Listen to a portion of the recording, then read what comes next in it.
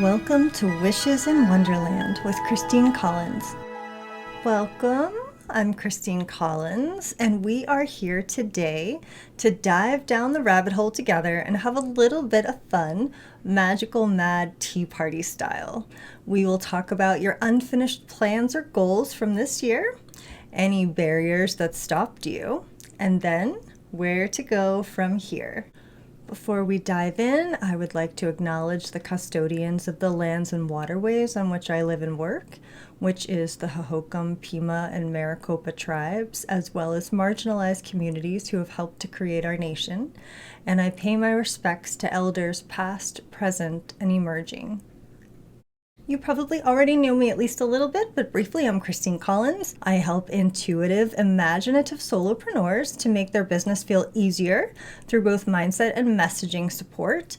My background is a master's in psychology and in marketing, and I'm a certified master NLP hypnotherapist, also an EFT and yoga nidra practitioner. And in our work together, we play with things like desire-based client-centered marketing, niching, neuroscience, as well as mindset support for you, which is just a long way of saying I help you to feel better and be more successful. Putting all of that together just creates bippity boppity magic. And now I would like to formally invite you to tea with a warm welcome for all of my intuitive, imaginative, empathic, sensitive, neurodivergent, misfit, multi-passionate, occasionally perfectionistic, and self-reflective solopreneurs. You're probably here because you had a big yummy goal or a plan or an intention from this year that hasn't happened yet. And so you're probably also drawn to imaginative things, including the theme of this Webby. So let's get off on our way to Wonderland and down the rabbit hole. So we're in Wonderland today because this magical world is the perfect analogy for visiting with those deeper parts of ourselves that we need in order to be successful. You'll find after today's journey that you'll emerge just a little bit different, just like Alice coming back from her adventure and feeling all grown up and ready for tea. We'll learn how to tango with that deeper self so that we can truly have our wishes in Wonderland. Now, Alice's descent in Wonderland takes her first to this mystical hall of doors. There are dozens of doors and one particular door that leads into a beautiful garden that she really wants to get into. So for our purposes, that little garden represents your goal or dream or gorgeous plan. But the tricky bit is she finds the key to get through that little door on top of a table, but she's too tall to fit through the door once she gets it unlocked. So she drinks this magical potion, shrinks her down to the proper size, but then she realizes she's left the key back up on top of the table, and now she's too small to get it in order to get through that door.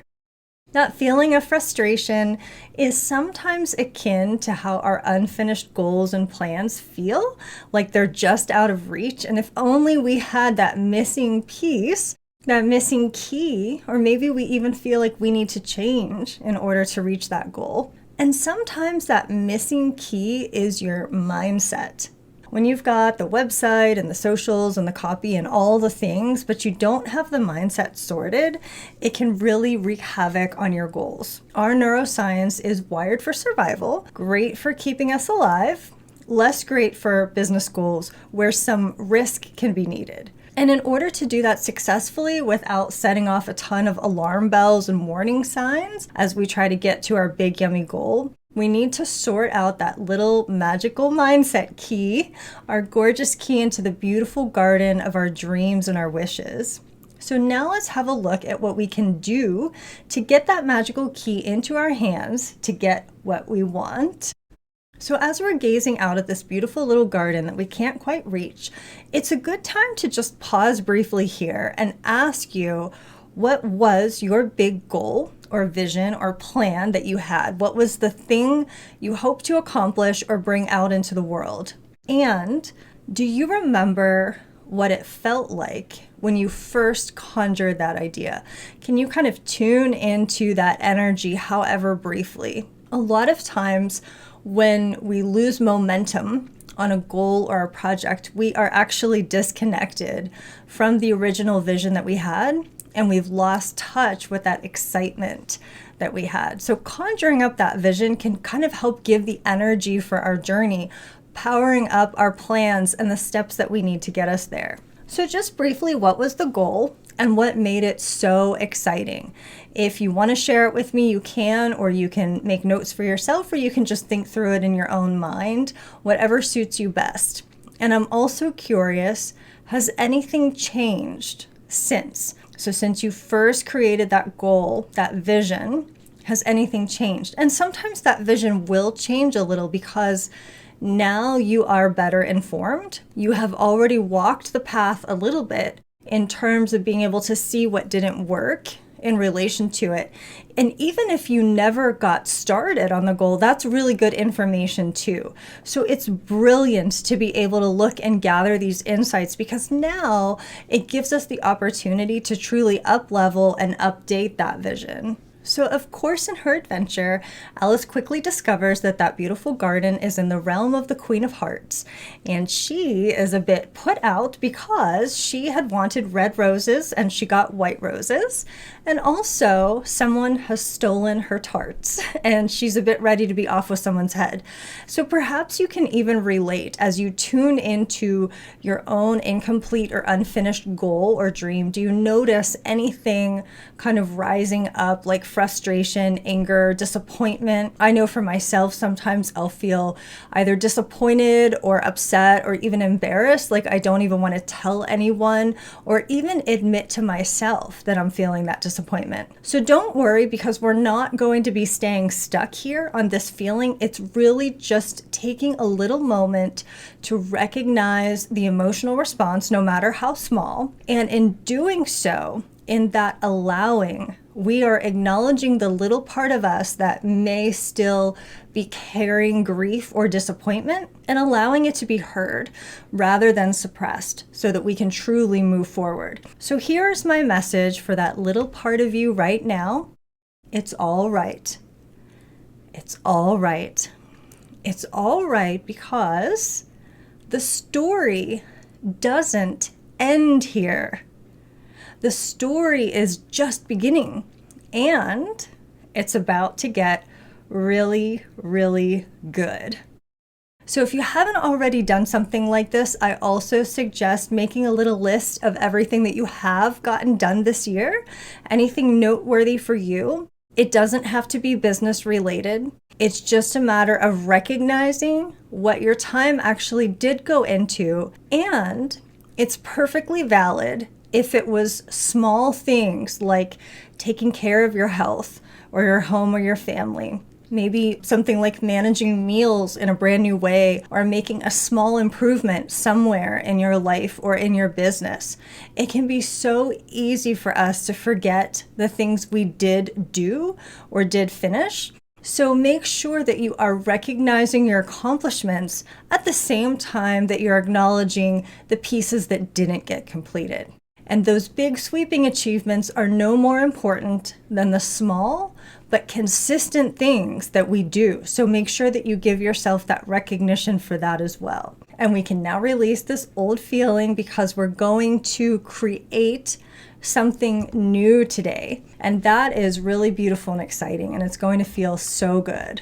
So going back to who stole the tarts, if we think about what was the true culprit of this goal not coming into fruition, or who was it? It most likely was not the Cheshire Cat and not the Mad Hatter. So I'm curious to know, what do you think is the reason for things not going as you had hoped? Was it something external? Something that's happened around you? Something in your environment? Something in the world at large? Something to do with other people? Their decisions, they were distracting you, they were needing you, or interfering with your intentions in some way? Was it bigger systems like algorithms or reach in social media? Was it lack of resources or lack of support? And it can certainly be more than one of these. And now, as we're thinking through what might have contributed to things not happening or goals not being completed, because I know some of you are like me, the first thing that you'll do rather than blame anything external or look around you is to point the finger at yourself.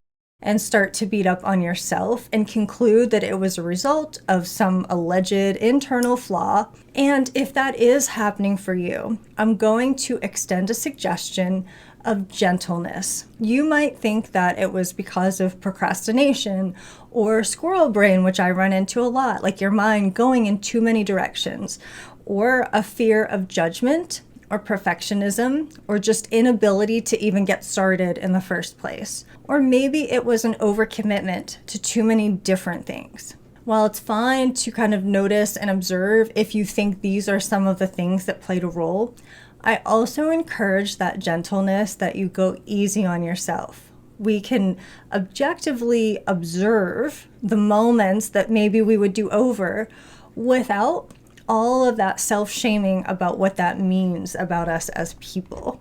And this is the part where there's often a story tucked in there. And I would like to propose that we call it an identity story. Identity stories are about ourselves, but stretch further than just something really general about the world, like money doesn't grow on trees. An identity story is something like, I never get it right, or I always come up with brilliant ideas but never follow through. So if you're carrying something like that around, you are absolutely not alone. And one in particular that I see really often is along the lines of, well, so-and-so can make that work, but I can't. Or if I only had blank, then I could do it. And it's totally okay. We all do this at times. But what it makes me think of is this Alice in Wonderland concept of jam tomorrow, jam yesterday, but never jam today. So it's kind of like they can have it, but I can't, or it works for other people, but not for me, or it's always in the future, but it's never coming now. And in our Alice in Wonderland adventures, we inevitably encounter the wise caterpillar who asks us, "Who are you?" And with all of the changing and reflecting that we're doing, this can be hard to answer. But the magical part about it is that we get to decide. Because these little identity stories are built into all of us, and I think the tendency can be to assume that the order that things happen is first something external happens, and then we respond, we have a behavior, and then that final step is developing the belief or the identity story. But a much more empowering approach that's backed by neuroscience would be to reverse that order and to say that our identity stories actually create our behavior and our habits. And the way that we behave and make choices and do things habitually then affects our environment and the world around us and our outcomes. Our reticular activating system in the brain will kind of zoom in on features in our environment that reflect or match our primary focus or belief, and actually cause us to notice those things more.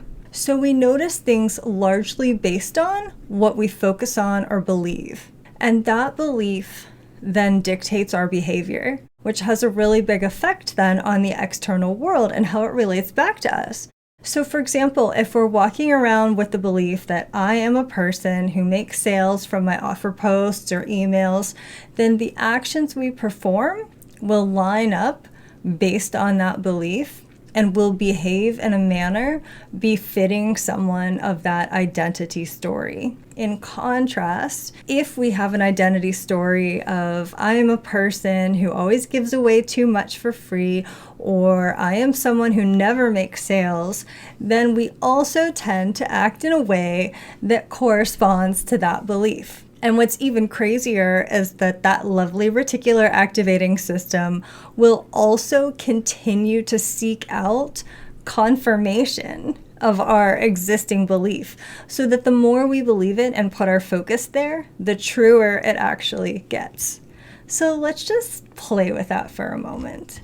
In the spirit of this magical world that we're in, let's play with a little Cheshire Cat style shapeshifting and try on an identity story as if it were a little hat that you could take on and off. And this is just for practice, just for fun. So identity stories are shaped like this. I am someone who, And you could play with an identity story like, I'm someone who gets things done. Or if that feels like too much of a stretch, we could just do something really simple and go with, I'm someone who loves the color green. And I just want to say that if you truly genuinely hate the color green, don't pick that one. Pick one that's neutral but's not your favorite. So now you can just imagine for a little moment that this is your new identity. I am someone who loves the color green. And then have a look at what things might follow from that. What behaviors might follow if this identity story were true. If that was your identity, when it's time for you to select a pen or choose a game piece or buy a new notebook or a new mug, you might be choosing green things. And in performing those behaviors, it directly translates into the world around you and your experience in your home. Things will suddenly be more green everywhere. People will be buying you green things because you are carrying and living out that identity story. And they are actually more pliable than we realize. The cool thing is, thanks to neuroplasticity, we have a gorgeous opportunity to design and adopt new identity stories anytime we want to. And when you change an identity story, it can have huge tsunami-like waves that will continuously ripple out into your behaviors, into your choices, and ultimately into the experience that you have. If you stepped into Wonderland today carrying a story that says, I start things and never finish them, and you opt to change that story, now you're back in the driver's seat of the carriage. So the question is, who are you? Or perhaps more appropriately, whom do you want to be? So let's just do a little up-leveling right now, shall we? If you have an identity story or any type of belief or story, one that you can see is interfering with your goals and plans, let's just have a little play with it as we go along our path in Wonderland. So we pass through this garden of talking flowers, and then we come upon a castle, and it seems like it's a little bit unusual inside. And when we go in, we discover a looking glass that actually peers into a replica castle where everything is reversed. So this is a great time to turn some things a little bit inside out and maybe make some changes. So there are two primary focal points in this magical castle. One is a tall turret near the top that houses a sacred tower. And then there's also a dusty, cobwebby dungeon. Now, the sacred tower represents all of our current existing, closely held beliefs and identity stories. Everything from your values and thoughts about yourself to things like family or spirituality or life in general, just all the things. And down in the dusty old dungeon are all of the things that we once believed but no longer do. Old beliefs, old identity stories, things that we've already let go of because we either didn't need them, they no longer served us, or they had been proven untrue. And from inside the castle, peeking into that looking glass, we're going to pinpoint any of the identity stories connected to your big yummy goal to it's not happening. So if you're struggling to figure out where to go with this or how to pinpoint it, one thing you could try looking at is what happens when you try to visualize it, getting your goal to completion. So as you try to imagine having that thing you want in your hands, what immediately pops up? Is there anxiety about something related to it? Is there a, oh no, but what about this, that kind of pops in? What are the glitches in the matrix of that visualization? The spot where the visualization just gets stuck. And that will give you some helpful insight to kind of discern where the issues are or where the stoppering beliefs may be. Now, I know it can also help us to have examples. So I'll give you a few here, but definitely make sure that the belief you're working through actually fits you and fits your unique situation. So for example, you could ask yourself, what identity are you carrying in relation to not getting this goal done? What are you telling yourself about yourself in relation to not achieving it? So is it something only other people can have? Is it always in the future, just a smidge out of reach? Does it feel like it's just a tiny bit impossible? Or has it come to mean something about you, something that doesn't feel good? For example, I never finish things. I always overthink things. I never have a good strategy. I always let the ball drop. I will never be as good as blank. No one will ever buy this. And one thing I notice across all of these examples and many of my own limiting identity stories when I catch them is that it tends to be very all or nothing thinking, using language like always or never or no one. And then the other noteworthy sign where you're trying to catch out this belief is that it just feels bad. It's not very constructive. It'll sound very bullying, something that you would never say to someone else. So now we're going to hunt down that current belief, the one that feels icky, find where it lives in the tower, and I want you to reflect for just a moment on if you're able to poke any holes in this belief, in this identity story. So if the belief is, I never make sales, but there were 3 times that you did, that's poking a little hole in it. That's kind of questioning it and poking a hole. So just imagine that maybe right now you are feeling open to doubting this belief. There's a chance that maybe it's not completely true. And especially it's not true all the time with that always or never language. And now allow yourself to consider letting it go. And when you feel ready, take that identity story or that belief. You can maybe wrap a butterfly net around it if you would like and swoop it down into that dusty dungeon where all the other old stories live that no longer serve you. You can be as dramatic as you like, you can chain it up, you can lock the door, whatever you would like to do, but it no longer lives in your castle tower. And now a little bit later, we're going to replace the old belief with a new one. But for now, let's continue on our journey so that we can get home in time for tea. And speaking of tea, we've come across a mad tea party. At first glance, it might look like the Mad Hatter, the March Hare, and the Dormouse, but a closer peek shows us that it's really a table set with a few little things for us to consider about the design of our goal or project or plan. Sometimes the sticky spot that we got into was the way we actually structured the goal in the first place. So first off, it's worth asking yourself, do you actually believe that it's possible? It doesn't even have to be likely or probable, but do you actually think it could happen?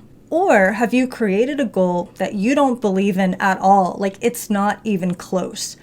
I've done this too. Someone else maybe told you to do it or they recommended it for you as a goal, but you kind of haven't grown into it yet. And if that is the case, if it doesn't really feel like it's fitting you, maybe it needs to be updated or revamped based on what you now know, because you can't achieve someone else's goal. And more importantly, you can't achieve something that you're really, really far away from believing in as possible.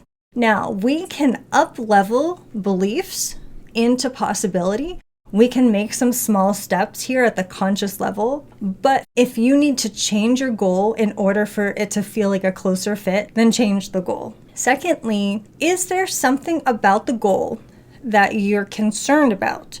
Something potentially negative that would also come with it if it happened. We call this in the NLP realm secondary gain. And all that means is that you're blocked from your goal because if you get it, along with it comes something else that you're actually worried about. That's the secondary gain from achieving it. And just to give you an example, one of my first ever clients desperately wanted to get to the gym every single day after work. That was her goal. And through our work together, she uncovered that she was actually really upset about losing her sit down and chill time after her stressful job. And this was actually a need that had to be fulfilled in order for her to get anywhere close to that goal. So we would say that the secondary gain of going to the gym after work was also losing out on that me time that she was actually really upset about and really afraid of happening. And until that could get addressed in some way, she was not going to ever consistently make it to the gym after work.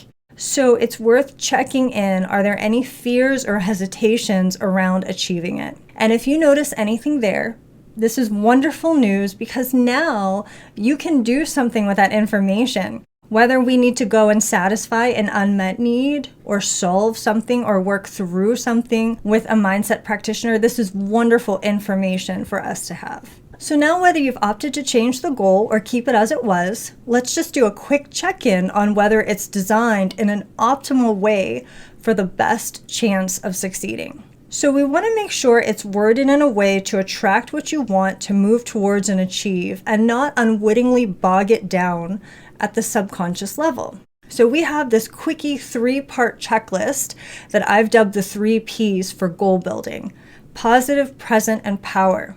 So the first P is the goal is stated in the positive, meaning that it's stated in the affirmative as something that you want to have happen versus something that you want to avoid or stop or go away from. Our subconscious is wired to naturally move towards things versus away from things. And when we're focusing on a goal over and over, that reticular activating system steps forward and helps us to become even more aware of or attentive to whatever it is in our environment that goes along with that focus. So we want the goal to be designed to take us closer towards something we desire, rather than having a goal that's centered around stopping, reducing, or avoiding something. So let's have a fun example to kind of bring this to life. Since we're here talking about tarts today, let's just say, for this example, we all love tarts. But we've noticed that maybe it's not the best thing to just be eating tarts all day long. And just for the record, zero judgment. So we don't want our goal to be, I'm going to eat fewer tarts, or I'm never going to eat tarts, or I'm going to stay away from tarts, because all your brain is recording from those messages is tarts, tarts, tarts. All that your subconscious can take in is the object that you're focused on. The reason why a goal like this doesn't work very well is because at the subconscious level, we have a very tough time processing a negative or the absence of something. So if I tell you right now, whatever you do, do not think of a fresh strawberry tart. The very first thing your mind starts to do is to conjure up the image of a fresh strawberry tart, just so that you can then try to cancel it out. It just doesn't work. So when you're walking around all day long saying, don't eat the tarts, don't eat the tarts, your brain is focused on tarts, and that lovely reticular activating system is out there looking for tarts, seeking out evidence that they exist, noticing where they are, and even finding fun little opportunities to try to get hold of one. Not helpful. So it's much easier to focus on the presence of or addition of a new object, desire, emotion, or outcome to move towards. So maybe what we really want to be doing is eating bananas, for example. I'm going to eat a banana every day. Or I'm going to eat a banana when I feel hungry. Or when I want a snack, I'm going to reach for a banana. And the more that we are focused there, our brain stays focused on the banana, not the tarts. So make sure that you're writing your goal in the sense of what you want to move towards. The second P is for present, stating the goal in the present as if it's already happening, not in some future time. We don't want it to be jam tomorrow and never jam today. The mind is always existing in the now, in the present, and we can confuse our subconscious when we're speaking in the future all the time, because then it doesn't seem like it's ever reaching into that now. If we use language like, I will have 10K months, the message isn't getting delivered at the deeper level. It never arrives. The future never gets here because you're always speaking of something that will happen instead of is happening. So you want to word your goal in the sense of, I am earning blank per month.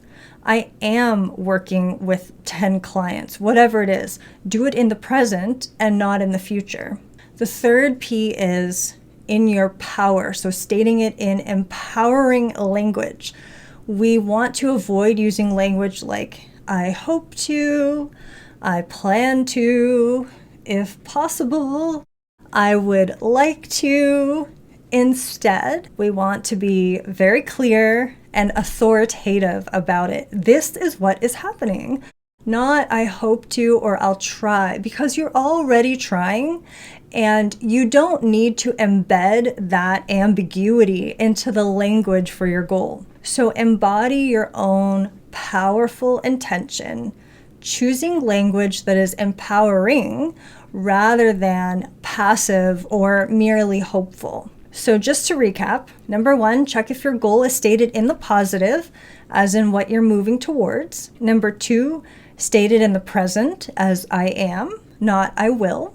And stated in your power, where it's authoritative and not wishy-washy language. And all of this can help ensure that your goal or plan is that much more possible to attain. So now that we've reviewed and up-leveled and polished our goal, and we've gotten rid of an old identity story that wasn't serving our goal, now it's time to step into your new magical identity. Now we know that our habits and behaviors will follow this identity story that we have about ourselves. And when you change that identity story in the sense of I am a person who, then the habits to make it real will follow naturally. So let's look at, what do you wish it to be? So some examples here could be things like, I am a person who is successful. I am a person who meets my goals, who gets what I want, who is loved and supported, who can find a way. Or you can get more specific and do things like, is earning X dollars, is serving X clients, or is experiencing something specific. And notice that all of these are written in the positive, in the present, and in your power. So now this is your opportunity to craft your gorgeous new identity story about who you are, which will influence the things that you do, the choices that you make, and ultimately the experience that you have in the world. And right now, it's very important for me to mention that this only needs to be a slight up level. It can be a very small shift.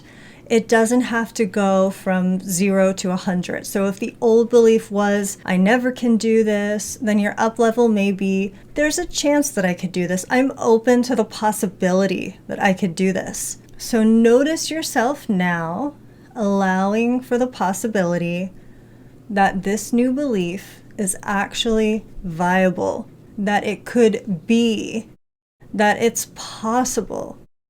And just that little thing alone, in there you've made a huge transformation from that door being completely closed with the word never.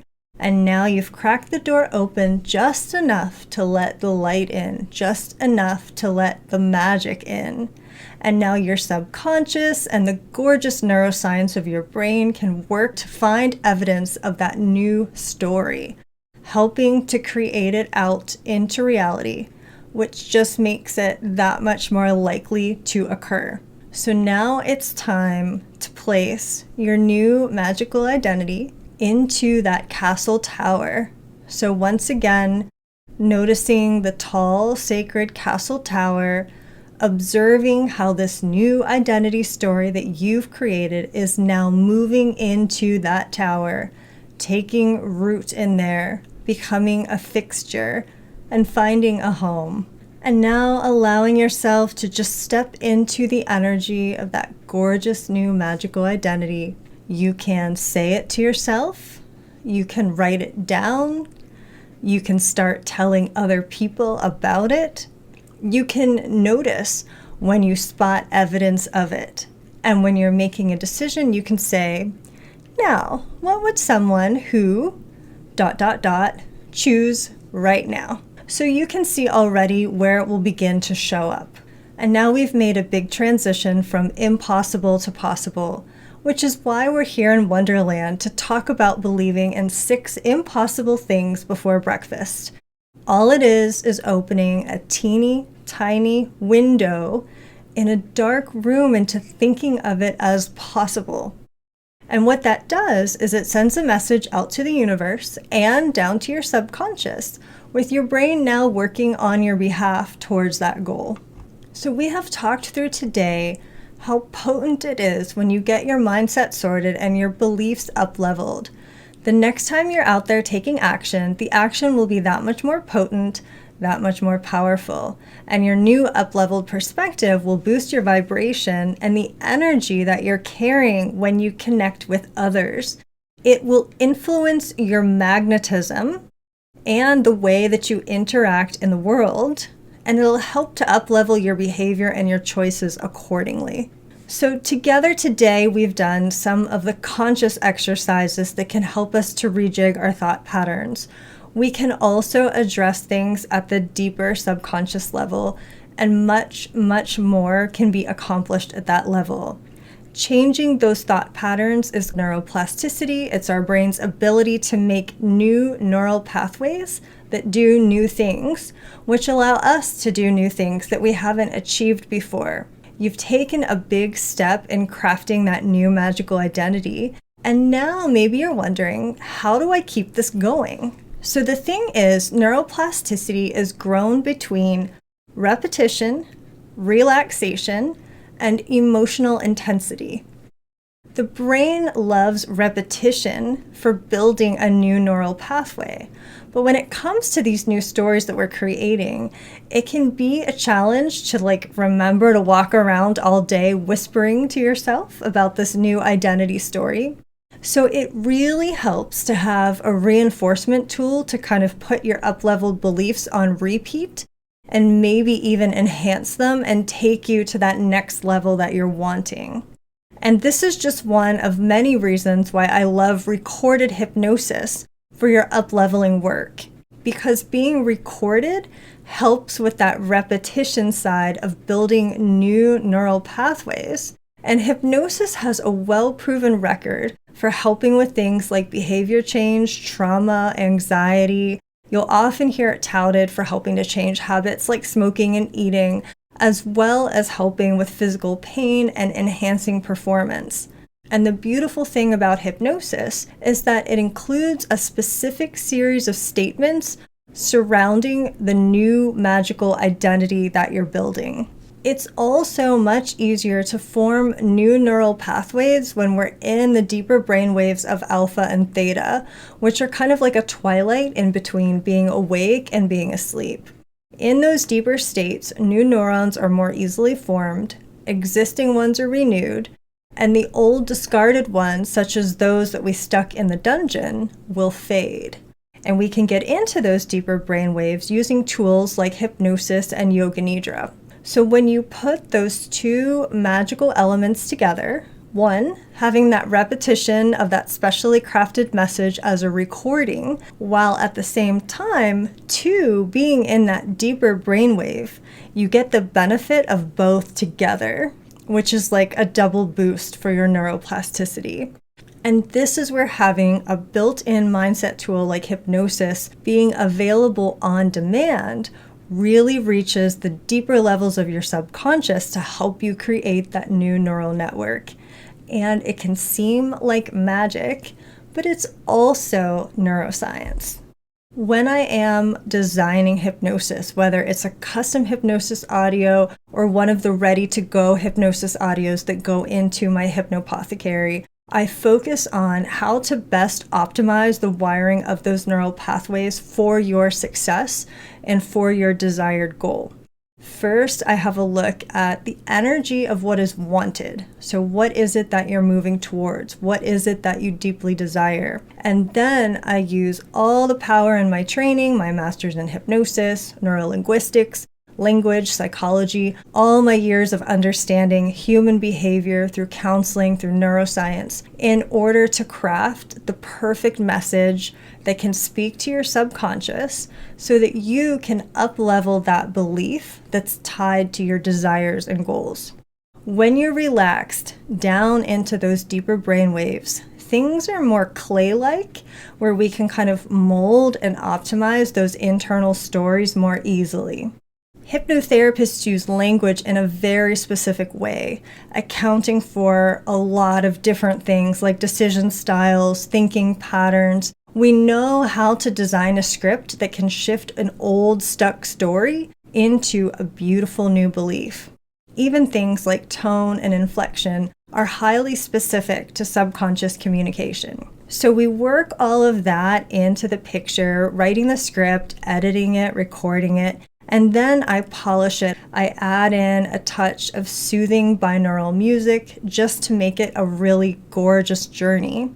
And when it's all finished, I add in a dash of Reiki, my own personal magic, and my well wishes for you to have everything you're desiring and for it to be for your highest good.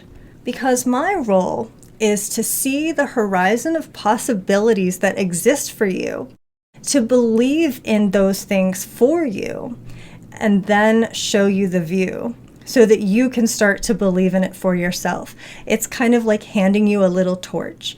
So if this is sounding juicier and juicier, then I would like to share with you a couple of ways that you can grab hold of this special magic.